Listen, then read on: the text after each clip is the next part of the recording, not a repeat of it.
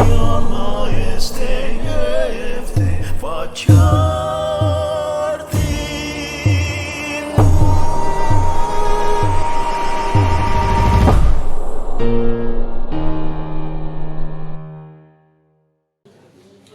Shalom, salam jumpa bersama saya Erik Bidana. Saya mahasiswa pasca sarjana di STFT Fajar Timur. Saya calon imam Keuskupan Jayapura. Pada kesempatan ini saya akan membawakan topik pembahasan terkait dengan tanggung jawab klerus dalam sebuah atau konteks parokial. Saya akan mengulas materi ini berdasarkan buku Kitab Hukum Kanonik. Kita perlu mengetahui bersama bahwa tanggung jawab pastoral klerus terhadap umat memang adalah salah satu hal yang mendesak dan penting bagi umat beriman. Karena itu, tanggung jawab pastoral terhadap umat adalah bagian penting dari kehidupan gerejawi itu sendiri. Bisa dikatakan sebuah denyut nadi yang menghidupkan gerak gereja atau misi gereja. Dalam hal ini, tanggung jawab pastoral klerus terutama dalam gereja Katolik yang terdiri dari uskup, imam, dan diakon memiliki tugas dan tanggung jawab yang mendalam, terutama membimbing umat beriman menuju kedekatan dengan Tuhan serta menghidupi nilai-nilai Injil dalam kehidupan sehari-hari. Mari kita lihat lebih jauh terkait ada 6 tugas atau tanggung jawab pokok seorang klerus di sebuah konteks parokial. Yang pertama adalah pewartaan sabda. Kita tahu bahwa pewartaan sabda merupakan salah satu tanggung jawab penting dari seorang imam di sebuah paroki. Karena klerus bertanggung jawab untuk menyampaikan firman Tuhan melalui pengajaran, homili, dan pendidikan agama. Mereka harus mampu menerangkan makna kitab suci dan ajaran gereja kepada umat, sehingga umat dapat lebih memahami dan menghidupi iman mereka.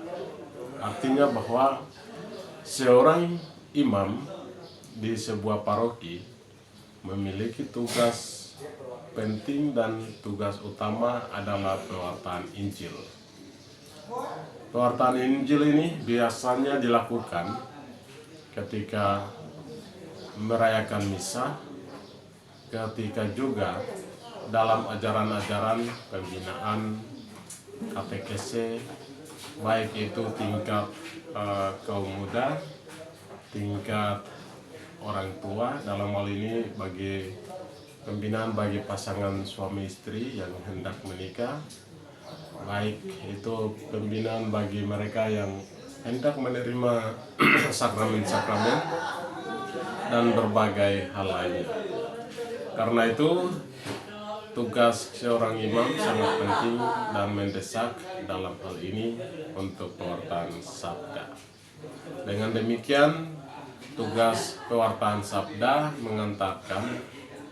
imam mengantarkan umat untuk mengetahui firman Tuhan itu sendiri dan kehendak Allah, serta mengimani Allah sendiri. Tugas yang kedua ialah pelayanan sakramen. Kita tahu bahwa pelayanan sakramen adalah tugas utama seorang imam atau bagi klerus, khususnya diakon, imam, dan uskup. Contoh, pelayanan kepada orang yang sakit, memberikan minyak suci, dan juga memberikan sakramen Ekaristi pada setiap hari Minggu oleh imam, dan juga uskup memberikan sakramen perkawinan itu oleh imam dan juga diakon, memberikan sakramen krisma oleh uskup, dan sejumlah pelayanan sakramen lainnya, termasuk juga pengakuan dosa. Ini menandakan bahwa betapa pentingnya peran imam dalam menjalankan tugas pokok gereja. Yang ketiga adalah kepemimpinan spiritualitas. Imam atau uskup hadir sebagai seorang yang memiliki tanggung jawab penting dari kehidupan gerejawi, terutama dalam gereja Katolik. Imam membimbing umat untuk berdekatan langsung dengan Tuhan serta menghidupi nilai-nilai Injil dalam kehidupan sehari-hari. Karena itu, imam membantu umat dalam pertumbuhan iman dan pengambilan keputusan berdasarkan ajaran gereja. Artinya bahwa imam dalam konteks ini bertindak sebagai konselor, bertindak dalam istilah gereja adalah bimbingan pastoral. Ketika umat mengalami suatu permasalahan dan datang sharing dengan imam, imam memberikan arahan, imam menguatkan dengan sejumlah semangat spiritualitas dan juga sabda Tuhan, sehingga mengantarkan umat untuk mengambil keputusan. Misalnya kepada pasangan suami istri yang saat ini sedang berantakan atau tidak baik-baik saja dalam kehidupan keluarga, imam mengarahkan mereka supaya mengambil keputusan untuk tidak lebih berat dari apa yang mereka lakukan. Pada kesempatan ini juga kita akan membahas lebih lanjut tugas keempat seorang imam, yaitu perhatian terhadap kesejahteraan umat. Menurut hukum kanonik, klerus bertanggung jawab untuk memperhatikan kebutuhan spiritual atau bimbingan konseling. Dalam materi umat ini mencakup pelayanan kepada mereka yang membutuhkan, memberikan bimbingan spiritual, dan turut serta dalam kegiatan sosial yang mendukung kesejahteraan umat, seperti pelayanan sosial atau pelayanan kesehatan, pendidikan, dan bantuan sosial. Artinya bahwa imam hadir sebagai pemimpin, juga sebagai seorang bapa yang turut mengambil bagian dalam seluruh dinamika hidup umat, terutama melihat kekurangan, kelemahan, dan kebutuhan umat. Contoh salah satu kebutuhan umat yang mendesak dalam seluruh perkembangan iman adalah pendidikan. Misalnya, imam turut mengambil bagian dalam tugas mengajar, untuk mendidik dan juga memberikan pemahaman pendidikan agama kepada para pelajar, dan juga imam memiliki tugas dan tanggung jawab untuk mengunjungi orang sakit, misalnya di rumah sakit, dan juga memberikan bantuan sosial bagi imam mewakili gereja untuk memberikan keprihatinan kepada mereka yang mendapatkan musibah dan sejumlah peristiwa-peristiwa lain. Ini menunjukkan bahwa imam hadir sebagai seorang bapa yang mengerti, memahami sejumlah kebutuhan anak-anaknya. Maka imam hadir untuk memenuhi kebutuhan spiritual sekaligus fisik. Tugas yang kelima adalah penguatan komunitas gerejawi. Di sini disebutkan bahwa klerus harus mendorong persatuan dan solidaritas di dalam komunitas gerejawi, menciptakan suasana yang mendukung kebersamaan, partisipasi umat, dan keterlibatan aktif dalam misi gereja. Mereka juga dalam hal ini imam bertugas untuk memfasilitasi hubungan yang sehat dan harmonis di antara sesama umat. Artinya bahwa imam memiliki peran yang besar dalam membangun komunitas gerejawi. Contoh, imam membantu umat untuk membangun sebuah spiritual, sebuah semangat hidup kaum awam, misalnya adanya Legio Maria, adanya orang muda Katolik, adanya spiritual atau bentuk komunitas gereja lainnya, adanya Kompas dan lain-lain. Imam sangat penting atau berperan penting dalam mendukung serta memberikan perlindungan terhadap mereka agar umat yang terkumpul dalam komunitas-komunitas ini berjalan berdasarkan semangat spiritual yang sudah ditentukan. Dan dia wajib untuk mendengarkan sejumlah permasalahan dan berbagai hal yang menghalangi, dan dia hadir untuk membantu menyelesaikan serta mendorong umat untuk terus bergerak, dan semua ini membantu memperlancar misi gereja. Dalam hal ini sejumlah tugas-tugas pastoral komunitas-komunitas ini hadir untuk terus mendorong misi gereja itu sendiri, sehingga gereja terus bertumbuh melalui umat untuk lebih mengenal, lebih mendekatkan diri dengan Tuhan, dan misi keselamatan itu tercapai. Imam juga memiliki tugas dan peran penting dalam paroki adalah terkait dengan administratif. Misalnya, menurut Kanon 532, pastor paroki atau klerus perwakilan hukum paroki yang bertanggung jawab atas urusan administrasi termasuk keuangan, pemeliharaan properti gereja, dan pengelolaan sumber daya paroki. Imam juga bertanggung jawab kepada uskup dan wajib melaporkan kondisi keuangan paroki secara transparan. Dalam arti bahwa imam bertanggung jawab untuk menjalankan urusan administrasi paroki.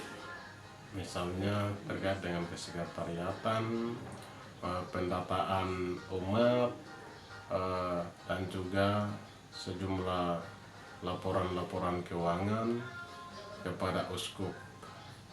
Jadi imam wajib memiliki tugas dan tanggung jawab untuk bertanggung jawab dalam urusan administrasi paroki. Yang berikut adalah imam memiliki tugas dan tanggung jawab yang sama untuk pembentukan dewan pastoral serta mengurus paroki melalui dewan pengurus paroki atau DPP, Dewan Pastoral Paroki.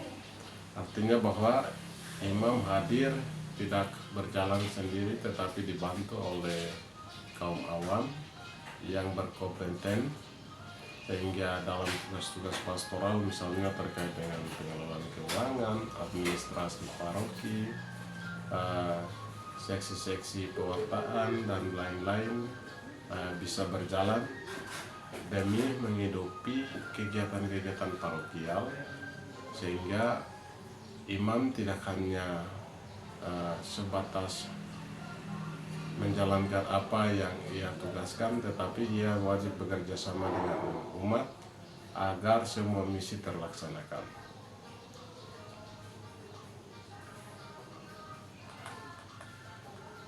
Dan tugas berikut adalah kerjasama dengan klerus lain. Artinya bahwa imam dalam tugas pewartaan tidak hanya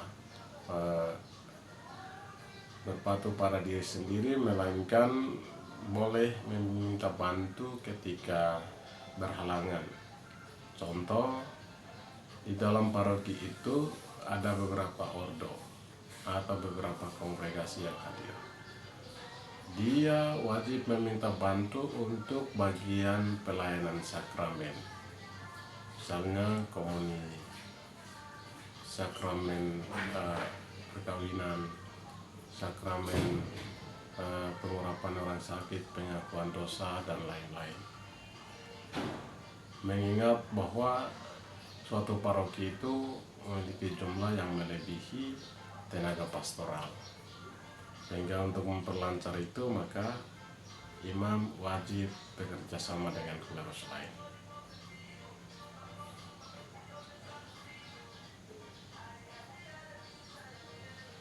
Dengan ketujuh tugas dan peran tanggung jawab klerus ini, kita dapat memahami bahwa tugas, peran, dan tanggung jawab seorang imam dalam sebuah paroki adalah tugas yang sangat sentral, sangat fundamental demi menjalankan misi gereja. Karena itu ada umat yang bertanya, apa sih tugas imam? Apakah hanya sebatas memimpin misa atau melayani umat? Melainkan ada berbagai tugas dan tanggung jawab. Semua peran ini hanya bisa dijalankan bagian-bagian tertentu yang tidak bisa diwakili. Contoh, bagian memberikan pewartaan sabda itu dilaksanakan pada perayaan misa, itu hanya oleh imam, diakon atau uskup. Bagian memberikan sakramen-sakramen itu juga hanya dilakukan oleh para klerus, tidak bisa diwakilkan. Bagian lain boleh, misalnya pewartaan pembimbingan spiritual kepada umat yang memiliki latar belakang pendidikan yang memadai terkait dengan bimbingan konseling pastoral, bisa membantu pastor paroki dalam sebuah komunitas atau dalam sebuah paroki untuk melayani umat. Dan sejumlah tugas-tugas ini menandakan bahwa imam begitu penting atau para klerus begitu penting bagi gereja Katolik dunia zaman ini. Dari sejumlah ini kita mau melihat ada beberapa tantangan yang dihadapi imam saat ini, baik itu dari dalam diri maupun dari luar. Contoh tantangan-tantangan yang dari dalam diri adalah ketika imam memiliki banyak jadwal untuk pelayanan, misalnya di sebuah paroki yang padat penduduknya dengan struktur program yang teratur, akan kewalahan untuk melakukan pelayanan pada saat permintaan pelayanan dari umat yang mendesak atau yang melakukan kegiatan gerejawi secara tiba-tiba, sehingga kadang imam menolak atau imam mengundurkan, bukan karena tidak mau atau bukan karena apa, melainkan kepadatan jadwal. Selain itu, jika imam mengalami kurang kondisi kesehatan yang mendukung, maka itu juga menjadi penyambat. Dan ada faktor-faktor perkembangan zaman yang lain, contoh perkembangan media sosial atau perkembangan teknologi sangat membantu konteks pewartaan. Misalnya, imam memberikan khotbah atau homili renungan tidak langsung diwartakan di hadapan umat, melainkan dia bisa share melalui grup-grup atau melalui media sosial, umat bisa baca, atau memberikan pengumuman penting di dalam grup WhatsApp itu juga menjadi satu sarana yang mendukung pewartaan misi gereja saat ini. Jadi salah satu hal yang mendukung dalam kesempatan ini adalah media sosial.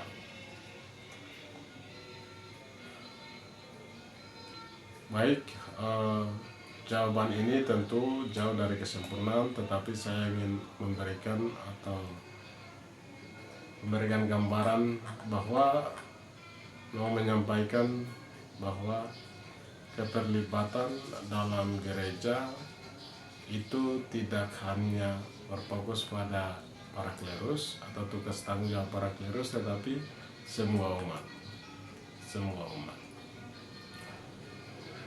Maka apapun yang dilakukan para imam di sebuah paroki sebaiknya didukung oleh semua umat yang ada di paroki itu, sehingga tugas tanggung jawab serta peran dan juga reksa pastoran boleh berjalan demi mewujudkan kerajaan Allah di dunia, khususnya mengantarkan jiwa-jiwa kepada Allah yang Maha Kuasa.